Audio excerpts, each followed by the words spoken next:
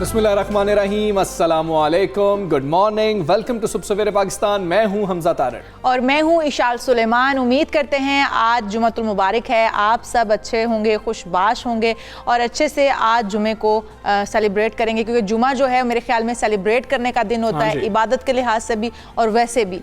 तो हमजा आज हमसे कुछ शेयर करने वाले बहुत इंपॉर्टेंट चीज़ है कि ये द इकोनॉमिस्ट में रिपोर्ट आई है, रिसर्च की ऑक्सफैम ने, और बहुत ही दहला देने वाले जो है ना ये हकाइक हैं, और हम लोगों को इस पे, हमारे मुल्क को खुसूसी तौर पर सोचने की बहुत ज़्यादा ज़रूरत है। शाल हम नेशनलिज्म की बात कर रहे थे वैक्सीनेशन के हवाले से, वैक्सीन के हवाले से। तो अब ये जो रिपोर्ट है ये कहती है कि सिर्फ 14% जो लोग हैं ना वो अमीर ममालिक में बसते हैं। दुनिया की जो पॉपुलेशन है वो 14% लोग हैं जो अमीर ममालिक में बस रहे हैं, लेकिन वो जो अमीर ममालिक हैं उन्होंने 53%, 53% जो है बेहतरीन वैक्सीन का वो खरीद लिया है, और सिर्फ 14% लोग हैं जो वहां पर पूरी दुनिया के बसते हैं। और फिर साथ ही साथ इस रिसर्च में ये भी बताया गया है कि 2021 के आखिर तक जो गरीब ममालिक हैं, जिसके अंदर पाकिस्तान का शुमार भी होता है, जो डेवलपिंग कंट्रीज हैं, अंडर डेवलप्ड कंट्रीज हैं, उनमें सिर्फ 10% जो आबादी है उनको कोरोना वैक्सीन 2021 तक लग सकेगी, और जो अमीर ममालिक हैं वो पहले 53% खरीद चुके हैं। बिल्कुल खरीद चुके हैं। और अभी हम अगर अपने मुल्क की भी बात कर लें, या फिर हम दीगर जो हमारी तरह के अभी जैसे कहा कि अंडर डेवलपिंग कंट्रीज हैं उनकी बात कर लें, तो अभी वहाँ पर वैक्सीन उस तरीके से उसकी दस्तयाबी मुमकिन नहीं हो पाई है। जो हम ये बात कर रहे हैं कि 2021 तक कोरोना जो है वो ऑलमोस्ट इसके एंड तक ख़त्म हो जाएगा, तो ऐसा होता हुआ अभी दूर दूर तक नज़र तो नहीं आ रहा, क्योंकि जो अमीर ममालिक हैं वो वैक्सीन खरीद चुके हैं। गरीब ममालिक की पहुँच से अभी वैक्सीन बहुत दूर है, क्योंकि महंगी भी है और फिर आपकी अभी दस्तयाबी उस तरह से हो नहीं पा रही। और वज़ीर आज़म इमरान खान बार बार यही जो है मुतालबा भी करते रहे हैं कि जो गरीब ममालिक हैं उनको इसमें उनकी मदद की जाए। और हम बात कर रहे हैं कि हम कोरोना को जो है दुनिया से ख़त्म करना चाहते हैं, तो कोरोना दुनिया से उस वक्त तक ख़त्म नहीं होगा जब तक हर मुल्क से ख़त्म नहीं होगा। तो अमीर ममालिक को भी इस मामले पर सोचना चाहिए। यहाँ पर भी जो है सरमायादाराना निज़ाम अगर वो देख रहे हैं कि वबा की सूरत में छोटे मुल्क जो हैं या गरीब ममालिक जो हैं वो अभी अफोर्ड नहीं कर सकते, तो सारा कुछ आप लोगों ने खरीद लिया। बिल्कुल ऐसा ही है। और यहाँ पर मेरे ख्याल में तमाम ममालिक की भी जिम्मेदारी बनती है कि वो मिलकर इस वबा का मुकाबला करें, ना कि फिर इंडिविजुअली अपने अपने मुल्क को बचाने के लिए। या कोरोना जब तक, वही हमजा आपने बात की कि दुनिया से ख़त्म नहीं हो जाता तब तक हम इससे बच नहीं सकते हैं। बिल्कुल ऐसा ही है। तो जो अंडर डेवलप्ड कंट्रीज़ हैं उनके सरबराहान को, उनकी हुकूमतों को भी इस मामले पर ज़रा गौर करना होगा कि ये जो फैक्ट सामने आ रहे हैं, फिगर सामने आ रहे हैं, ये बहुत जो है ख़तरनाक किस्म के हैं। और बात का आगाज़ जो है वो कोरोना वायरस की बात से ही करेंगे, और आपको बताएंगे कि अब सूरत हाल जो है वो मज़ीद ख़राब होती जा रही है। 5000 से ज़ायद केस हैं जो आए हैं गुज़श्ता 24 घंटों के अंदर। 103 तकरीबन अमवात हैं जो हुई हैं गुज़श्ता 24 घंटे। और लेकिन इसके बावजूद हम देख रहे हैं कि SOPs फॉलो नहीं हो रही, कार्रवाइयाँ भी हो रही हैं, सील भी किए जा रहे हैं डिफरेंट जगह जो हैं, चाहे वो स्टोर्स हैं या कुछ और जगह, उनको सील भी कर दिया जाता है। लेकिन इसके बावजूद हमारी आवाम जो है वो उसके कान पे जूं तक नहीं रेंग रही है, वो बिल्कुल इस चीज़ को सीरियस लेने के लिए तैयार नहीं है।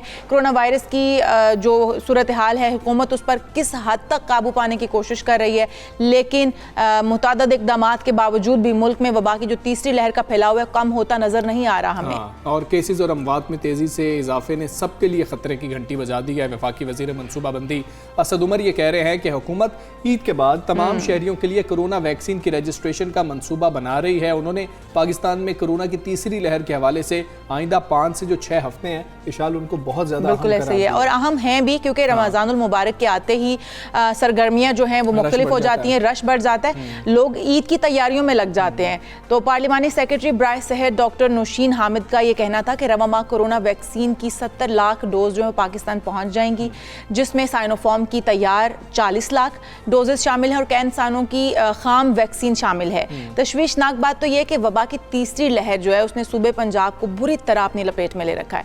इसके बावजूद हम सिचुएशन को सीरियस लेने के लिए तैयार नहीं हो रहे। हाँ, और अगर बात की जाए ना केसेस की इशाल, तो अब तक की बुलंद तरीन सतह पर पंजाब में पहुंच चुके हैं। सूबाई दारुल हुकूमत में कोरोना के मुस्बत केसेस की शरह 22% کی تشویشناک حد پہ پہنچ گئی ہے، اور محکمہ صحت پنجاب کے مطابق لاہور کے سرکاری اور نجی اسپتالوں میں کورونا مریضوں میں مزید اضافہ ہوا ہے۔ لاہور کے 78% جو ICU ہیں اور 70% جو آکسیجن وارڈز ہیں وہ بالکل بھر چکے ہیں، اور لوگوں کو اب شدید مشکلات کا اس لیے بھی سامنا ہے کہ انہوں نے ایڈمٹ ہونا ہے۔ بالکل ایسے، اور حمزہ 5% میرے خیال میں تشویشناک صورتحال میں آپ کنسیڈر کرتے ہیں، جو 5% اگر آپ کی شرح چلی جاتی ہے، اور اس وقت ہم 22% پر ہیں۔ 22% لاہور میں بہت زیادہ، اور پنجاب میں میرے خیال میں ہم کہاں پر ریٹ کر رہے ہیں اس وقت؟ اس کی بھی بہت زیادہ، پورے پاکستان کی اگر NCOC کے ہم اعداد و شمار کی بات کریں تو وہ تقریباً 10 کے پاس پاس ہے۔ 9.66 جو تھا وہ مثبت شرح تھی جو کل کے مطابق، اور 5% تشویشناک میں آ جاتی ہے، مطلب آپ کو تبھی آپ ریڈ الرٹ ہو جاتے ہیں کہ بھائی یہ 5% کی شرح پر آپ پہنچ گئے، ہم تو پھر بھی 10% پر پہنچ گئے ہیں۔ سخت فیصلے کیے جا رہے ہیں، ملک کی صورتحال ہے، سخت فیصلے کیے جا رہے ہیں، حکومت کی جو ہے مجبوری ہے سخت فیصلے کرنا۔ اب جو لاہور کی خصوصی طور پر صورتحال ہے، کیسز اتنے زیادہ آ رہے ہیں، بات کریں گے commissioner Lahore captain retired Muhammad Usman صاحب موجود ہیں۔ کمشنر صاحب السلام علیکم، بہت شکریہ صبح سویرے پاکستان کے لیے آپ نے وقت نکالا۔ لاہور میں کورونا کی مثبت جو کیسز کی شرح ہے وہ 22% تک جا پہنچی ہے، کیا کوتاہی ہم کر رہے ہیں؟ SOPs پر عمل درآمد کی بات کی گئی تھی، کیا مزید سخت کرنے ہوں گے؟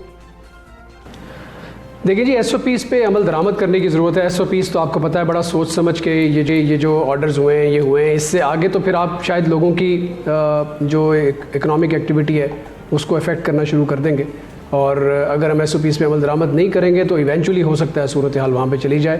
تو اصل بات یہ ہے کہ جو SOPs جاری ہوئے ہیں ان پر ہم کمپلیٹ عمل درآمد کریں، کسی قسم کی اس میں ہم لیگزٹی شو نہ کریں۔ مثال کے طور پر مارکیٹس کا کلوجر ہے، مثال کے طور پر سوشل ڈسٹینسنگ کے پرنسپلز ہیں، مثال کے طور پر ریسٹورانٹس کی بندش ہے، شادی ہالز کی بندش ہے، مثال کے طور پہ ماسک کا پہننا ہے۔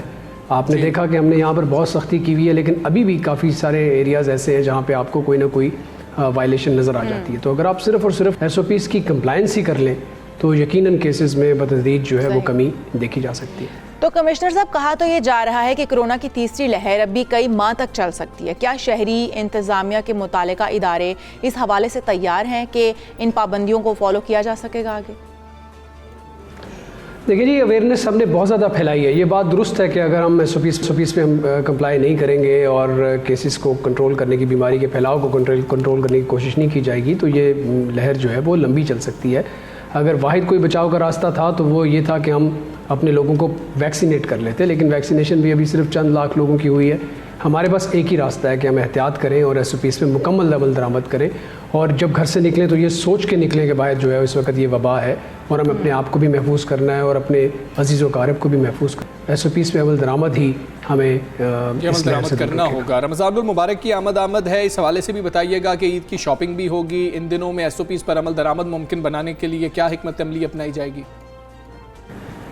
دیکھیے جی، ہم 2 pronged اسٹریٹجی پہ کام کر رہے ہیں۔ سب سے پہلے تو ہم اویئرنیس ریز کرتے ہیں، پہلے تو ہم لوگوں کو بتاتے ہیں کہ ہم نے کیا کرنا ہے اور انہوں نے کیا کرنا ہے، کہ ہماری ایکسپیکٹیشنز کیا ہیں ان سے۔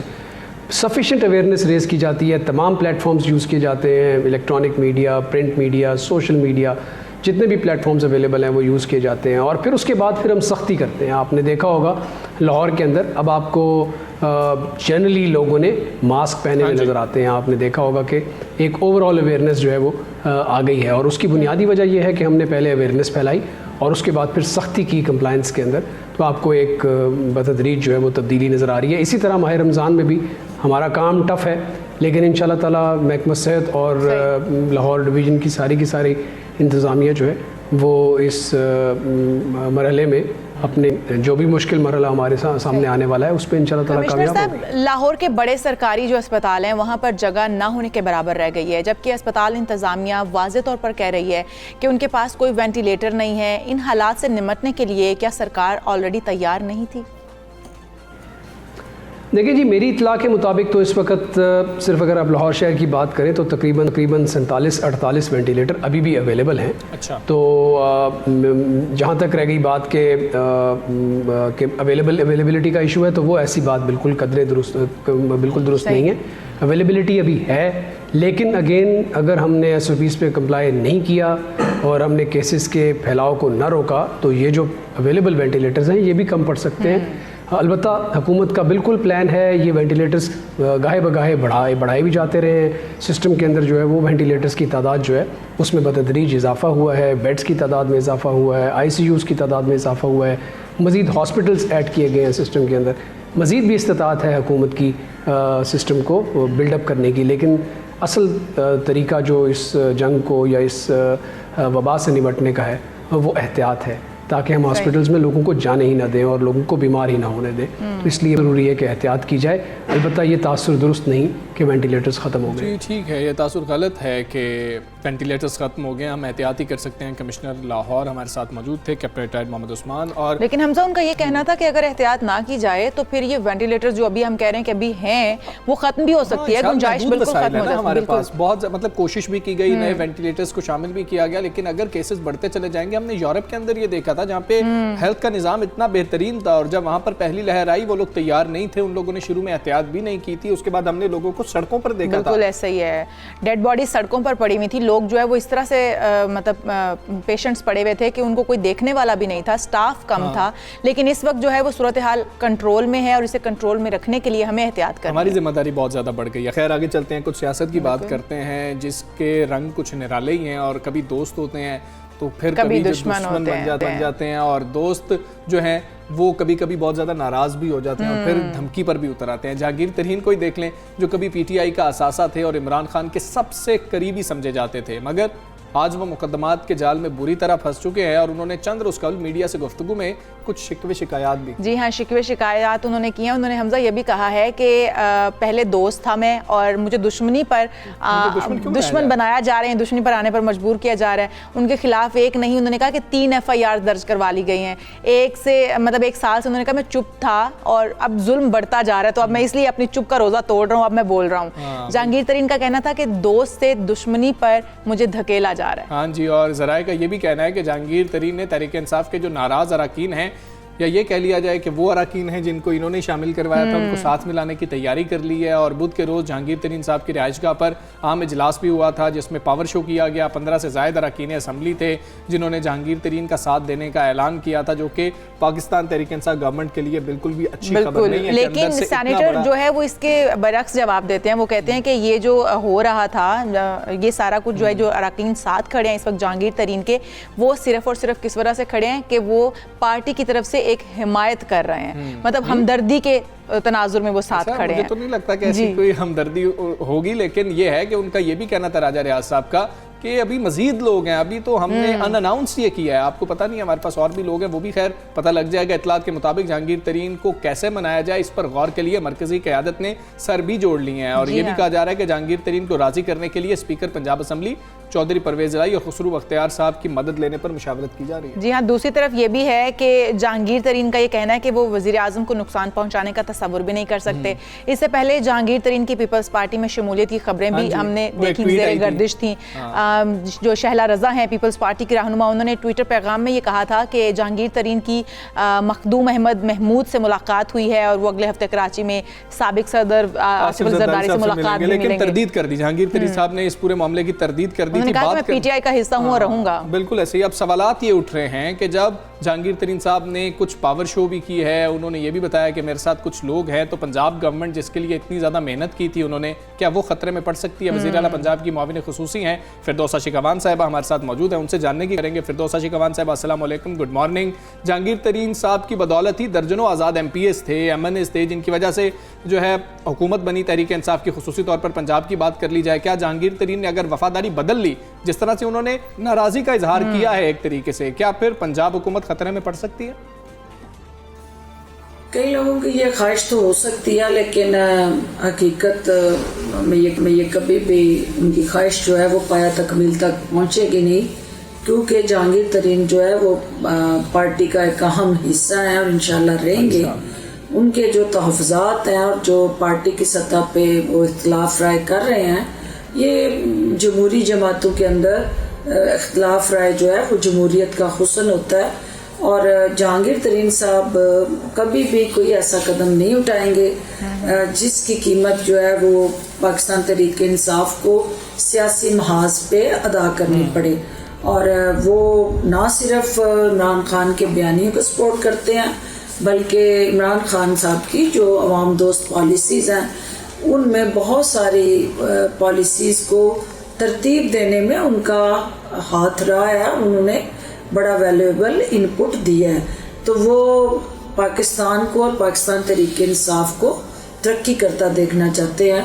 ہاں اگر ان کے پاس اپنی اکاؤنٹس کے حوالے سے عدالتوں میں جا کے اپنی بے گناہی ثابت کر کے رسیدیں دکھا کے کلیئرنس لے کے آتے ہیں تو عمران خان کے دل کے اسی طرح قریب ہوں گے جس طرح پہلے ہیں. فردوس صاحبہ، تحریک انصاف کے ایم این ایز تو کہہ رہے ہیں کہ اگر جہانگیر ترین سپورٹ نہ کرتے تو وزیر اعظم کو اعتماد کا ووٹ بھی نہ ملتا. کیا آپ ان سے اتفاق کرتی ہیں؟ دیکھیں، عمران خان صاحب کو کسی کی سپورٹ کی اس لیے ضرورت نہیں ہوتی کہ عمران خان کی عوام دوست پالیسیز اور پاکستان کے ساتھ جو لازوال محبت ہے اس کی بنیاد پہ انہیں اکراس دی بورڈ جو ہے وہ پذیرائی حاصل رہتی ہے، اور سینٹ کے اندر بھی جو اعتماد کا ووٹ ہے وہ بھی اسی کی عکاسی کرتا ہے. اور میں سمجھتی ہوں کہ جو بھی فرد واحد ہے وہ ان کے ویژن کو، ان کے عوام دوست ریلیف پروگرام کو آگے بڑھانے میں معاون تو ثابت ہو سکتا ہے، لیکن عمران خان کو ان کا جو ایک شخصی کردار ہے اور جو کرزمہ ہے اس کے لیے کسی کی سپورٹ کی ضرورت نہیں پڑتی. صحیح ہے. فردوس اچیکوان صاحبہ، یہ بتائیے گا کہ ایک طرف جہانگیر ترین صاحب کہہ رہے ہیں کہ تحریک انصاف کی حکومت میں ان کو انصاف نہیں مل رہا ہے، پھر آپ کے ایم پی ایز اور ایم این ایز ان کے ساتھ کھڑے ہوئے ہیں. کیا اس طرح کی گفتگو بھی ہو رہی ہے؟ پھر بھی M P As M N As ان کے ساتھ ہیں، کوئی پارٹی ایکشن لیا جائے گا یا روکا جائے گا M P As M N As کو؟ دیکھیں، پاکستان تحریک انصاف ایک جمہوری جماعت ہے اور جمہوریت کے اندر اختلاف رائے رکھنا جمہوریت کا حسن ہے، اور جو بھی پاکستان تحریک انصاف میں اپنے تحفظات کا اظہار کرتا ہے، اختلاف رائے کرتا ہے، وزیر اعظم عمران خان صاحب جو ہیں کبھی بھی اس فرد کو ٹارگٹ کر کے انتقام کا نشانہ نہیں بناتے. اور یہی وجہ ہے کہ سب سے زیادہ پالیسیز کے حوالے سے تنقید جو ہے وہ پی ٹی آئی کے اندر سے بھی سنائی دیتی ہے، کیونکہ پی ٹی آئی کے اندر ہر شخص کو right of freedom of expression and speech دستیاب ہے.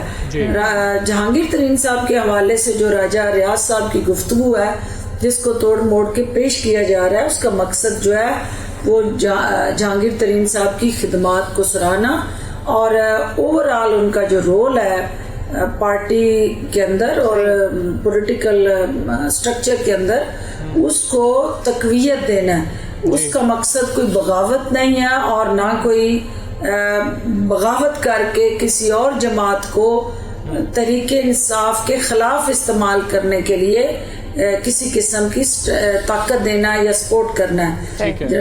راجہ ریاض ہوں یا جہانگیر ترین صاحب ہوں، وہ پی ٹی آئی کے اندر ایک فعال اور متحرک کردار ادا کرتے رہیں گے. اور یہ اختلافات جو ہیں، چھوٹے موٹے گلے شکوے اور تحفظات جو ہیں، وہ الٹیمیٹلی عمران خان صاحب کا جو رول آف لا کو انشور کرنا اور نو ون از ابو دی لا کے فارمولے پہ عمل درآمد کرنا جو ہے، یہی وہ طاقت ہے پی ٹی آئی کی جس کی بنیاد پہ عوام نے ان کو چنا تھا، اور یہی وہ رول آف لا کی پالیسی ہے جس کی بنیاد پہ تیسری پارٹی کے طور پہ پہلی دو جماعتوں کو عوام نے مسترد کر کے عمران خان پہ اعتماد کیا تھا.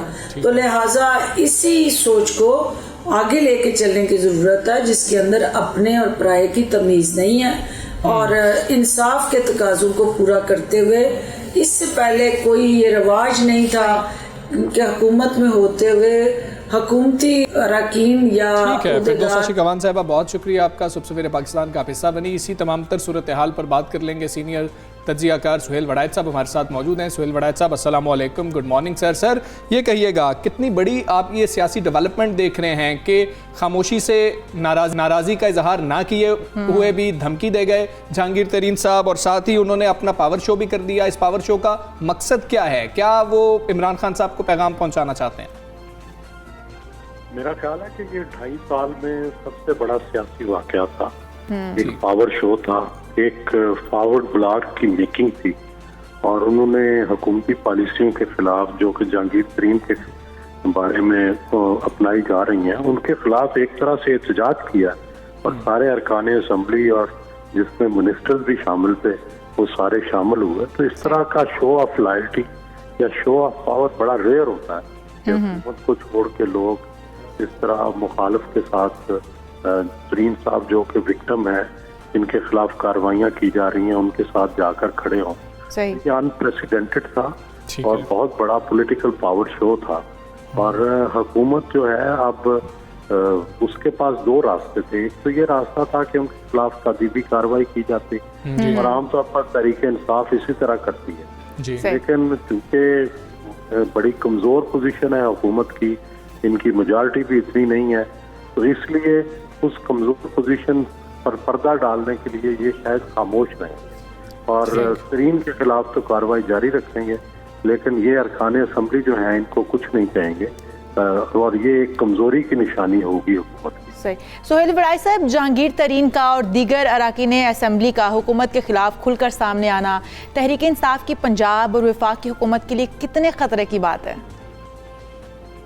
دیکھیں کوئی فوری خطرہ تو نہیں ہے اس سے, لیکن ایک پولیٹیکل جو ہے ایک یوں سمجھے کہ چیلنج جو ہے وہ سامنے آیا ہے کہ ایک اتنا متحرک گروپ اور اتنا مضبوط گروپ جو ہے وہ بن کے سامنے آیا ہے جس نے حکومت کی شوگر کی پالیسی اور ترین کے خلاف پالیسیوں کے خلاف ایک آواز اٹھائی ہے, اور وہ لوگ باقاعدہ کورٹ میں ان کے ساتھ گئے ہیں اور آج میرا خیال ہے ان کا اجتماع بھی ہو رہا ہے. تو یہ ایک طرح سے making of the pressure group ہے یا making of a forward block ہے. جی ٹھیک ہے سہیل وڑائی صاحب, یعنی کہ مناسب وقت کا انتظار کیا جائے گا کہ مناسب وقت پر ہی بغاوت کی جائے گی. اور دوسرا یہ بتا دیجئے گا کہ ووٹ آف کانفیڈنس لیا وزیر اعظم صاحب نے, اب اتنے ایم این ایز جو ہیں وہ جہانگیر ترین صاحب کے ساتھ کھڑے ہیں, ان ایم این ایز کا اعتماد وزیر اعظم صاحب پر ہے یا جہانگیر ترین صاحب پر ہے؟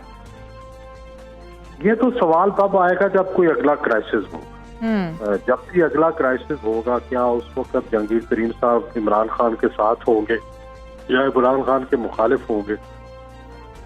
اگر تو سیاست کو صحیح طور پر پڑھا جائے تو ایسے لگتا ہے کہ ترین صاحب اچھے وقت کا انتظار کریں گے اور اس وقت جو ہے وہ لوہے پر جو ہے لوہا جب گرم ہوگا تبھی وار کریں, اور وہ تب ہوگا جب انٹرنل بکرنگ جو ہے اگلے 3-4 مہینوں میں وہ حکومت کے اندر زیادہ بڑھے گی, وہ عشت کا کی مس مینجمنٹ جو ہے وہ اور زیادہ ہوگی.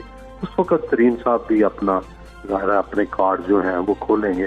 ابھی میرا خیال ہے کہ وہ اس سے زیادہ آگے نہیں جائیں گے, ابھی وہ خاموش ہیں, وہ پالیٹکس اپنی بڑھائیں گے. بالکل ٹھیک ہے, مناسب وقت کا انتظار کریں گے جہانگیر ترین صاحب. بہت شکریہ سہیل وڑائی صاحب, صبح سویرے پاکستان آپ حصہ بنے, اور یقیناً پاکستان تحریک انصاف کے لیے اندرونی طور پر یہ ایک مشکل صورتحال ہے کہ اندر سے ایک فارورڈ بلاک واضح طور پر بنتا ہوا نظر آ رہا ہے. ہم ایک بریک لیتے ہیں. بالکل, ہم ایک بریک لیتے ہیں, بریک کے بعد پھر واپس حاضر ہوتے ہیں. آپ ہمارے ساتھ ہی موجود رہیے گا.